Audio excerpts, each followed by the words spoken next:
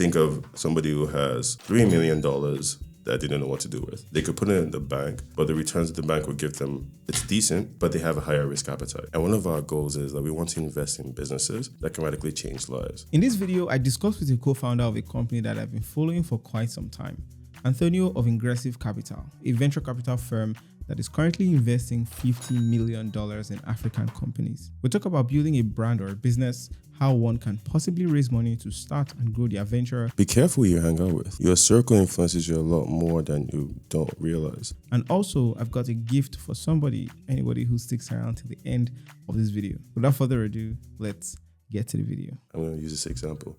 I'm sure you've dated the girl. Yes. How's it going? It's good. Well, thank you for having me on here. Thank you for coming. It's a pleasure. I mean, like I said, see all the awards. We all know that. How are you doing? Guess what? It's my first podcast. So, whoa. Yeah, excited to be with you. So, no pressure. All right. So, let's jump right into it. Sure. Can you tell us more about yourself and how would you describe what you're building? Okay, that's a very interesting question. So, first of all, my name is Anthonio Babatunde Piheiro. So, despite the Portuguese last name and the Hispanic sounding first name, I am proud Nigerian. I grew up in Lagos, Nigeria. I was fortunate to go abroad for my university and then worked in the agriculture industry for a few years, where I was selling grain silos to the Middle East and Africa. So I got early exposure to international business. I then moved back home, where I joined a civil engineering firm called Pinko Soda Associates Limited. And there I led their business development and operations, helped them grow a bit before joining Andela, where I spent 5 years helping the business scale. So for me, from a long time, I'm a proud Nigerian because I believe that I want to change the Nigerian economy. And I believe that the only way to do that is by galvanizing small business. So if you look at my career and everything I've done, it's about helping companies scale and grow. And that's been a theme that helped me get to where I am. To your other question of what am I trying to build? At Andela, I got to scale businesses. Like when I joined Andela, they were right after Series B. They were growing rapidly in a stage of hypergrowth. And there are a lot of challenges that growing pains every company gets through at that point. I was fortunate to help them solve a lot of that and kind of build the operating framework on which Andela runs today.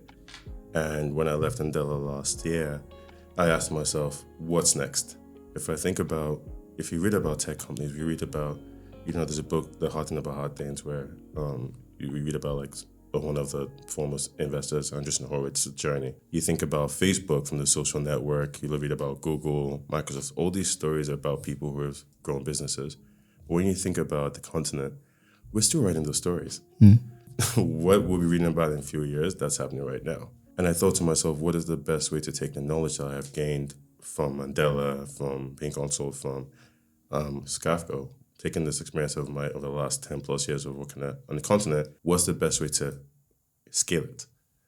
And I realized going into a business for someone wasn't the right way. I mean, yes, I'd probably get paid really good money. I help the company grow, but I don't have the impact I wanted, which is why Ingressive just was the right match for me. What I am building at Ingressive is an institutionalized venture capital firm that is focused on generating returns to its investors, its LPs, and we do that by creating frameworks for the companies that we invest in to improve their chance of success. I'm not guaranteeing any company success, but I'm making sure that these companies have the right frameworks during those really tough stages where they first start. It improves their chance of success so we don't have the stories that we have right now. Oh, this company folded, and you realize it was just because maybe they had the right person at the wrong time, or they didn't grow the right way, or they just made decisions that can be avoided if they had a partner to help them see their blind spots. So these frameworks, they involve the personnel, like the people. Yeah. So if you think about any business, right, you think about operations, it comes down to how do I maximize my limited resources? That's one part of it. The other part of it is the customer experience. A lot of people say, the right product, with the right product you can corner the market. I'm of the perspective that the customer's experience really defines that. If you think about Andela, when I worked there, the engineer's experience played a big role into why people wanted to be part of Andela. You heard about, Andela had nap rooms, They gave you, yeah, you're smiling because you remember that. They had lunch and breakfast, and they treated people well, and they were heard. If you look at Google, now let's leave Andela alone and look at Google. Everybody uses Google search because it's such an easy experience. The UI is great. Sorry, the UX is great. Same thing with Instagram. Same thing with X. Right? Yes. No, Twitter anymore. X. So weird. But so I strongly believe like building frameworks that actually talk about these different things really helps businesses grow. And when you have and to actually break it down, and I could go over the different departments, but I'm just going to stick with the personnel side. A lot of people say, I can't find the right talent. The question they should be asking is like, why can't the right talent find me? If your brand pushes one of where, hey, if you come here, you're going to grow, we treat our people well, they will find you, which is what happened at Andela, which is what happened at Google. I mean, even with the internship movie, everyone that works somewhere where they get treated right. And that's one part of it. Now it comes down to what is the recruitment process like? Am I doing 12 interviews, 10th year company? What is it like when I actually come in place? So building the right processes and having it very streamlined to give people a good experience. Those are things that really help a company scale and go the right way. I like what you said about how, Ingressive helps the businesses build the right frameworks. Yeah. And you mentioned it's not just about the personnel, also about maximizing their resources. Yeah.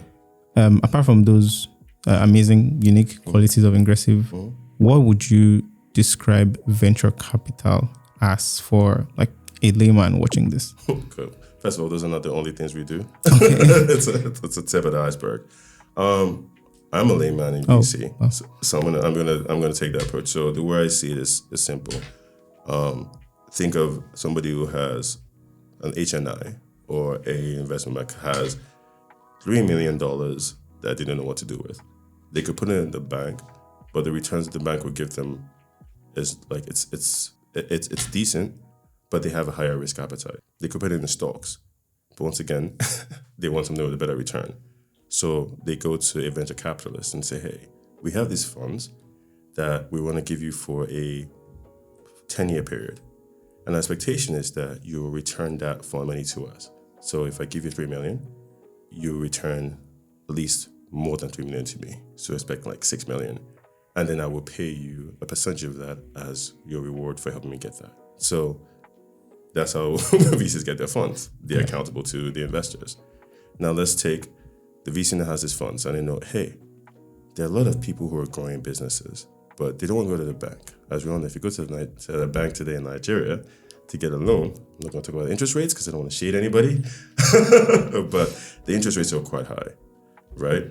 Now, for a lot of these companies as well, when you get money, it's not like you're going to get money and start making money the same day. It's going to take you about 2 or 3 years for you to start generating revenue. So what VCs do is they offer you money in exchange for an ownership of your business. Now, it's not profit sharing, it's actually equity. Now, as an entrepreneur, that makes sense to you. So yes, I've got money, I can run my business, I have a partner. Now, where VCs make money is 3, 4, 5 years down the line, I've put, of that $3 million, I put $500,000 in your business. Your business was maybe valued at $2.5 million because you're starting. In 5 years, your business is now worth $20 million. That means my $500,000 has gone up in value. Now, when my ownership essentially may shrink, the $500,000 is probably what, if my math isn't off, it's probably what, maybe 10x now? So that $500,000 is now worth $5 million. And then I return that to the investors and I take my cut. So that's VC. It's literally cheaper finance for people who are trying to grow businesses rather than going to the bank. Does that help? That's actually very one of the best explanations. Wow.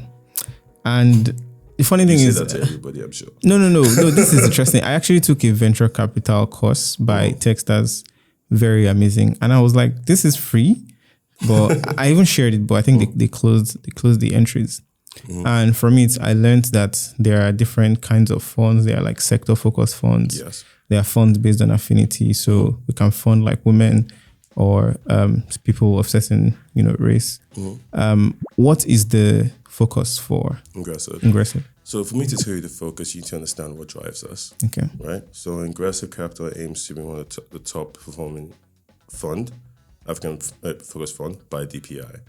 And DPI is like the returns you actually provide to your, I don't want to do, this is fancy word. Essentially it means we are going to give the most returns to our people who invest in us. Now, to do that, it means we need to invest in businesses that will grow and create a lot of value. The other thing that drives us is we want to change the African ecosystem. I told you that I'm a proud Nigerian, and one of our goals is that we want to invest in businesses that can radically change lives. So if you think about the average Nigerian, how many people do you think earn up to $40,000 a year? Not that many. But if you invest in a business that grows and scales and is able to pay 100 people $40,000 a year without blinking an eye, you've actually affected 100 lives. More than, actually, because they are their own families as well. They have their own families. They can pay for better resources for their kids. They can take care of their parents, so much. So that is what drives us and what drives the sector. Now that you know what we're trying to achieve, that drives the sectors that we focus on. So we focus on 5 geos primarily, and these geos are based on the demographics, the internet penetration. We believe strongly that, like Africa right now, the average age of the average age of the Nigerian, I believe, is 19, right? So we have a young, growing, technology-hungry population. I mean, I grew up looking at Nokia 310 as a great phone right there. But most of these guys, the first phone they had was an iPhone. And they've all learned to code. I can't code, but almost all the guys around me now, they know how to code HTML. And it's like, whoa, okay, you guys got me beat. Proud millennial, free me. But so taking that into account, so we focus on Nigeria, Ghana, Egypt, Morocco, and Egypt. So the geos we focus on.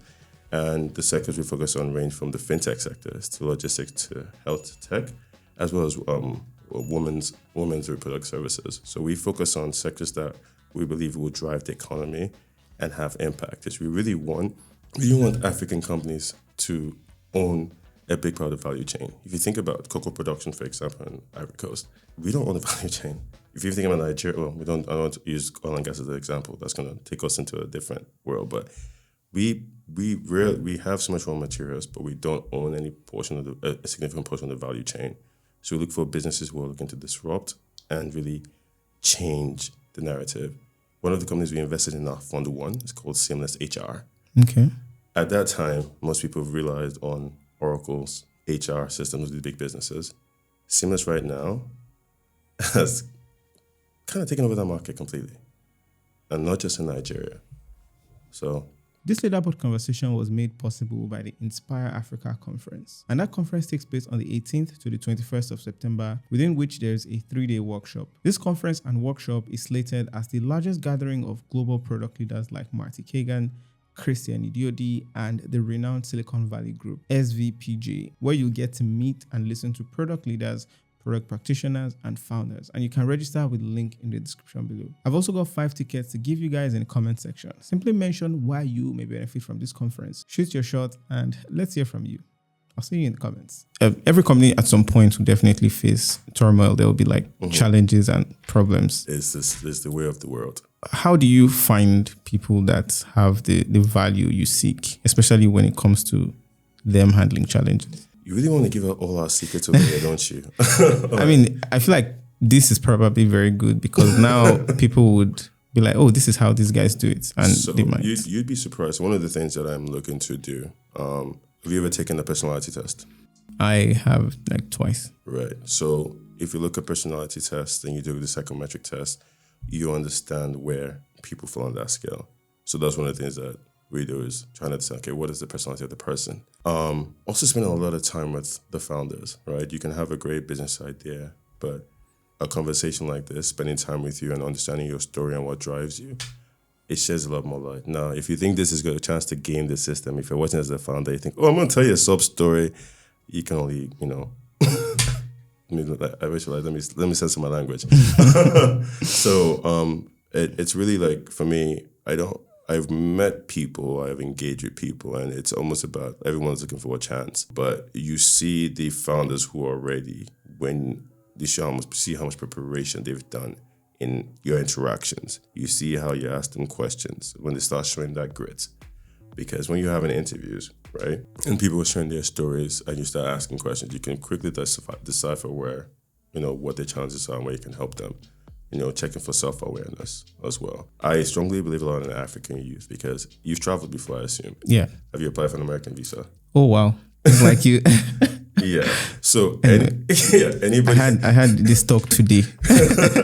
If you've ever had to apply for American visa, you can only imagine how much you have to go through to get funding from an LP in the US or there's a VC firm, and as well as for founders. So you might see a lot of companies that come to you, but those who have that grit and resilience actually shows in their work and how you engage with them. So how we approach it, I mean, I don't think there's a perfect science to it. There are going to be companies that you invest in that the founders will fall off, and it happens. People learn.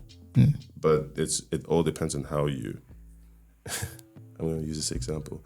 I'm sure you've dated the girl. Yes. And I'm sure, whatever your... let me not get into that because of the world we live in right now.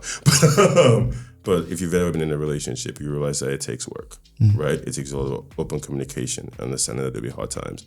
So I see a VC relationship with a founder the same way. There has to be open communication. There has to be trust. And oftentimes you realize that if there's no trust built out, you find out things way too late about the founder, and then it breaks up. But just like any relationship, what you started with, you may not have seen the red flags. You learn from it, and you move up.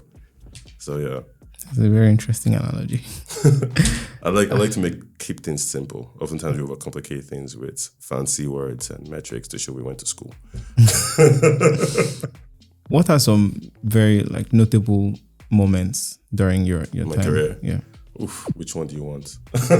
I feel like maybe the one that you look back on and you're like, wow, I can't believe we did that. Positive or negative? Oh wow. There's a positive. Positive. Okay. Honestly, I think one of my crowning achievements, like in my career, that I'm really proud of was my time at Andela. So if you found the Andela story, there was a time when we had to talk about we had to lay people off and people came after us. I was still there then. Oh wow. And then COVID happened, and I had to take our 3 offices fully remote in 3 weeks, or 2 weeks actually. I was able to achieve that. But for me, it was a notable moment because the team I had built, the frameworks I had built, they rose to the challenge. And there was nothing more satisfying than seeing a team of people in Nigeria, Kenya, Egypt, working together to just make sure that, hey, we keep everything running. And to me, that was one of my crowning achievements in my career. And that's made me realize we can do so much more. You've talked about frameworks twice now. I believe this time in Andela and then the other time during the beginning of this interview. How important is it for it's very important, but is it this thing you hammer always you must have this? No, what I hammer on always is about perspective. I'm going to use an example here. I don't know what the camera is, but this might freak people out, but can I use your laptop, your iPad? Sure. Okay. So if your iPad is looking at me right now, you see your iPad, right? Yeah. Okay. And how about, you can see your iPad right now. What can you see now? I can still see it, but it's lower. No, but what else do you see apart from your iPad? Everything else. What's everything else? You see me table, moving the table and all. That's perspective. If you focus really on just what's in front of you, you never see everything else that's going around it. And as an operator and an entrepreneur, you always have to have a holistic view of things. Cool. Am I giving you some gems? Yeah. I'm actually asking partly for myself as well. No worries.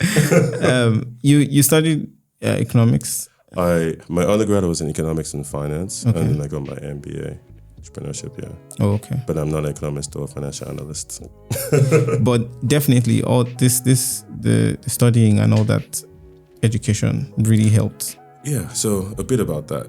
So my father was a structural engineer. Okay. And when I was growing up, all the smart kids go to science class. So I went to science class until I did a 1 week at a refinery and realized I don't want to work with machines all day. Plus, there are no babes. I'm not going to work with machines all day. I was 17, it didn't make any sense. So I then got to work at a bank and got to wear a suit. And I'm like, okay, I'm interacting with people. But then I realized that the people who make the real money, the guys who run their businesses. And I told myself that I wanted to learn skills that help me support those guys. Because have you heard of Ghana High? I've heard of it, but I don't know what it is. I know. My team is probably looking at me like, oh my God, this guy in Ghana High. So Ghana High is a book in Lagos, on Lagos Island. And when I was in secondary school, I used to see McDonald's ads, and I asked myself, what's so gonna hide from being a franchise, right? And I realized it was just a matter of perspective and understanding of how businesses work. So when I went to college, I decided to take on classes that will help me be able to work with different people. I didn't see myself becoming a banker or just, I just saw myself at one point being a CEO of a company. And what most people don't realize is, like, for you to be in these positions, you've had to understand how every single part of a business works. Yeah, and was that why you then did entrepreneurship in? That's why I did entrepreneurship, yeah. And then I went and I worked in a plant for 3 months. So yes, I've pressed steel. Even if you see, this guy has never suffered in his life. I've pressed steel and bent beams. Wow. Loaded material into a building. What are some notable achievements you've made during your time at Ingressive? And well, I'd say I was really happy we did the NPS score, and it was positive. Yeah. I'd say is the average NPS score like 40 something? 40. God forbid. No. It's like no. I'm saying Africa or something. There was like a average age of people? NPS score. NPS score is NPS is by industry and by person. By company. Okay. So we had a plus 75. Okay. So that was something I'm really proud of. I think one of the things this happened this week. I met one of our founders, Akan, and he was sharing how a workflow we created for the sales process is something that's implemented, and that's helping reduce his sales cycle, and like his team is a lot better. So that was a nice win. I think one of the things I don't do really well is keep track of things I've done that I'm really proud of. But I'll talk about what my team has done. We just launched a new website recently, so go check it out if you're looking to raise money. And just seeing the metrics, the number of people who have visits, the bounce rates going down, and seeing more interaction with the stuff that they've done has been really great. You're going to see a lot more social media posts, so this is one of me. I've been told I hide behind cameras. So just seeing the work that my team has done and is doing, it's really what drives me and gives me joy, I guess. That's good. That's very good. I think you can't do you can't do anything without a strong team. Like I believe strongly in that. Yeah. I'm happy that was the answer. I hope you're treating your team right. I would like to think so. Yes. Yeah. Okay. Right? Why are you putting them on pressure? What? All right. So there's always been a jackpot wave from Nigeria. Like people are emigrating. And can you blame them? I don't know, I feel more recently I'm seeing like more discourse in this area. And I know I've stopped counting how many of my friends and acquaintances are leaving. What is your take on like the mass immigration of smart people? The brain drain, you mean? Yeah. All right, so let me put a disclaimer out there. I live in Canada and Nigeria, so by your categories, I have jackpot. But my case is different, and I want to give some quality for people who look, he has jackpot, he can't tell us anything. My son's autistic, he's on the spectrum. Unfortunately, Nigeria doesn't have the right environment for him. So I was fortunate enough to have an opportunity to move and take my family over there. And I was fortunate enough as well to keep on working on the continent, which a lot of people are not able to.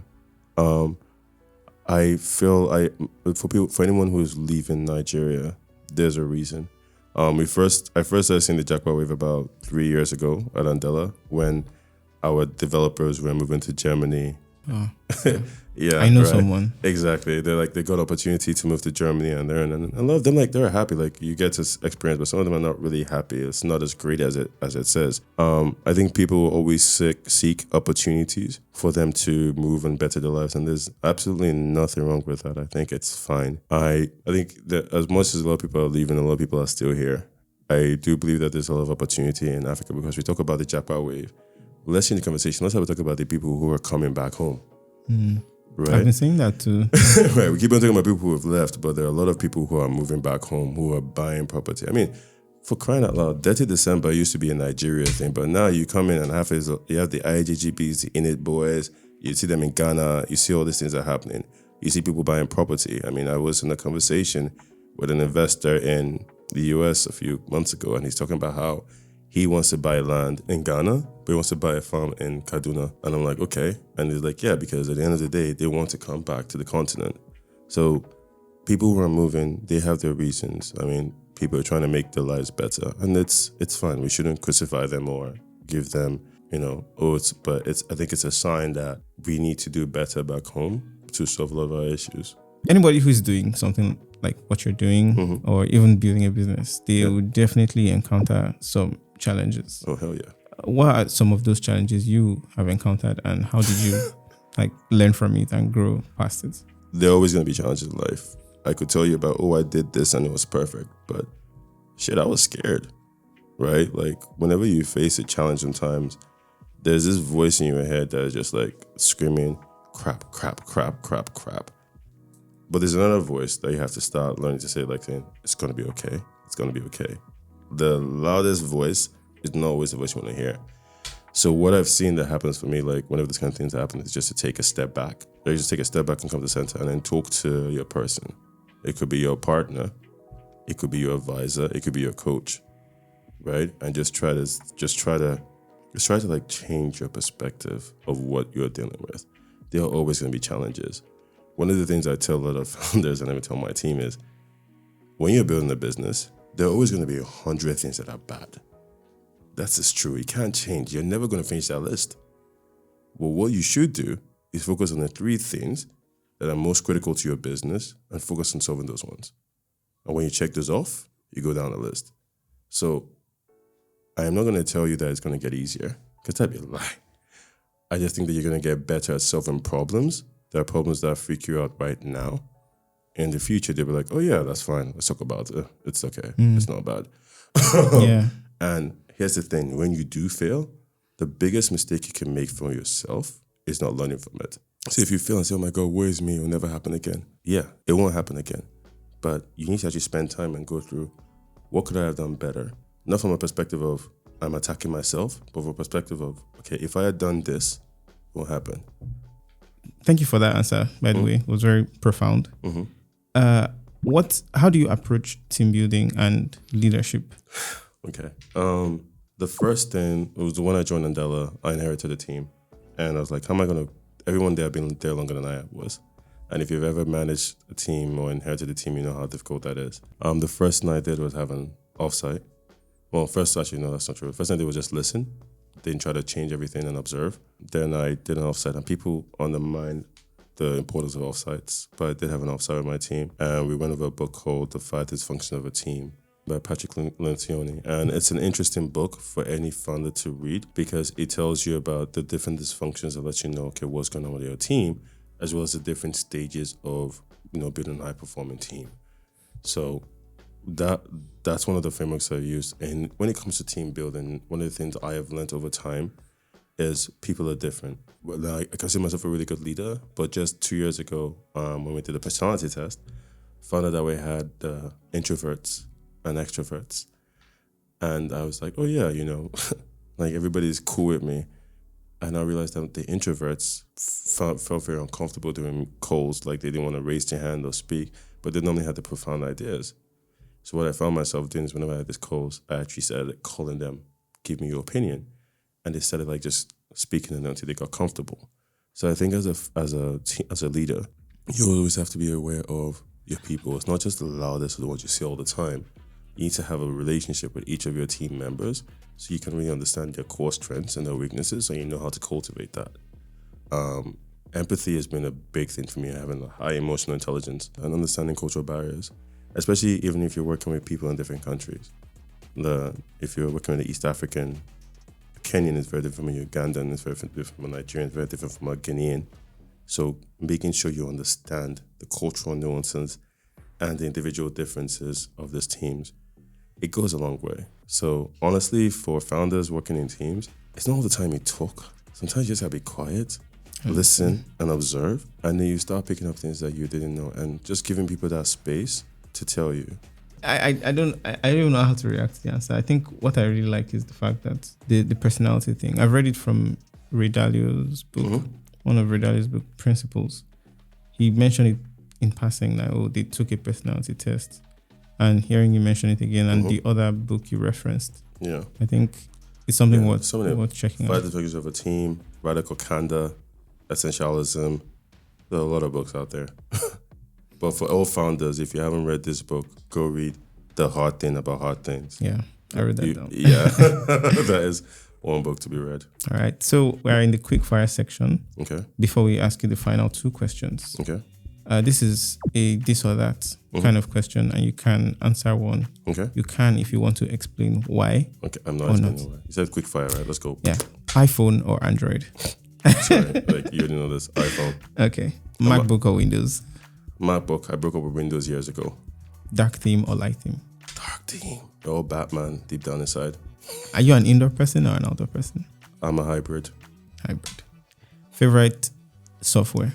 Jesus Christ, what kind of question? Okay, actually know what it is. Excel. Ah, nice. What's the one app you can't go a day without using? I'm embarrassed to say Instagram. Well, fair. Favorite TV show? Now or? No. The Uncanny Encounter. The Uncanny Counter. Yes, judge me. I watch a Korean TV show. It used to be Suits. Nice. Yeah. Suits is good. Yeah. Favorite movie of all time? Can I do by genre? Maybe one that you would like someone watching. Okay, if you haven't watched The Matrix, go and sit in the corner somewhere. You shouldn't be having this conversation. You like the dark, so Marvel or DC? Sorry? Marvel or DC? Jesus Christ. Pass. I will not answer that question. All right, so there's something we're doing with the leaderboard. We're asking one question about money, one question about life. Go for it. So for money, what is the one thing you say to anyone who wants to improve their current financial situation and hopefully make a bit more money for themselves? Okay. First of all, don't believe everything you see on social media. You're doing okay. Second of all, if you want to improve your wealth, you need to actually understand where you are. Oftentimes, people don't want to look at the reality of where they are. So have a budget that you use and have a budget is not just creating an Excel sheet with, I'm going to spend this much. No, it's actually every month balancing your budget, see how much you're spending, and realize, what can I reduce money on? For example, if you are always going to eat outside because you want to cook at home, you are wasting money. There's nothing wrong with buying, go to the market and cooking food at home. That's why our mothers weren't cooking outside. So having a budget and then just being really tight about your money. And then whatever you have saved, don't wait for big money, right? Often people say, I want to wait till I make $10 million before I start investing. Start investing now. There's stock you can buy that's cheap. And I know, yes, the market is horrible, I'm bleeding. But literally, go to Bamboo. You can look up stock, you can see what you can afford and make a commitment, right? Even if it's $10 a month you're spending, start. Because if you put $10 a month away in a year, that's what, $120. $120 over 20 years. If you're in your 20s, is how much? Like 120 times 20. Is that what, 24 grand or 2,400? I don't know, might be off. 120 times 24. Times 24 is more than 2,400. Yeah. So because 100 times 24 is 24. Okay. 120 would be, I don't know. 360. Yeah. So let's just say 2.4, right? Over 20 years. That's 2.4 spending an original amount over 20 years without applying 2.8. 2.8 without applying compound interest, and that's a negligible amount. So if you're 20 and you put that away every month, I mean, that's literally, imagine putting away the cost of a bottle of Hennessy away every month. Fair. The other thing is, if you drink Hennessy or you wear Adidas shoes or you're wearing the latest brands and you don't own their stock, you're a joker. So for all the people who are popping champagne in the bottles, I hope you bought stock in LMVH because you are making money for them every weekend. Oh man. And the guy was like richest man in the world for like a few minutes. Yeah, so those are my thoughts. Then the last question, and the one before the last one, what is the one thing anyone can do in their life to elevate them, or one thing you did in your life to elevate you, and what did you learn from it? Be careful who you hang out with. Your circle influences you a lot more than you don't realize. If you're hanging out with people who are not trying to better themselves, or look at ways to improve their lives, or helping you improve your life and holding you accountable, you're in the wrong circle. There's only so much enjoyment you can do before you realize that you're in your 50s and you're wondering, where did the time go? So your circle means a lot. And then finally, is there any other advice you'd give anyone watching this episode? If you're a founder looking for funds, hit us up at Ingressive Capital, right? You can even put my name in how you heard about us. But please make sure your business makes sense. If not, you will not hear from us.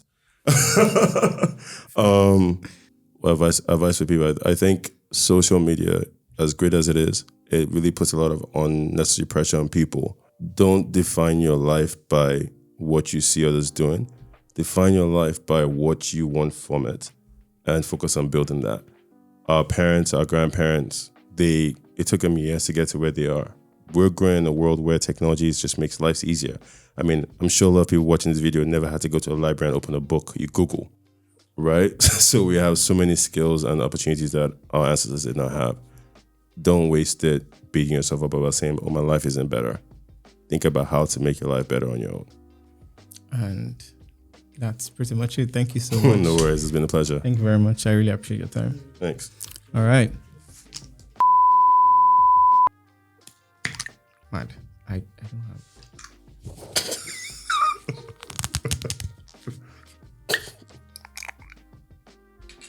Mine was better. Yeah, it was. You want me to drink it? Like, it's so weird. I feel like I'm...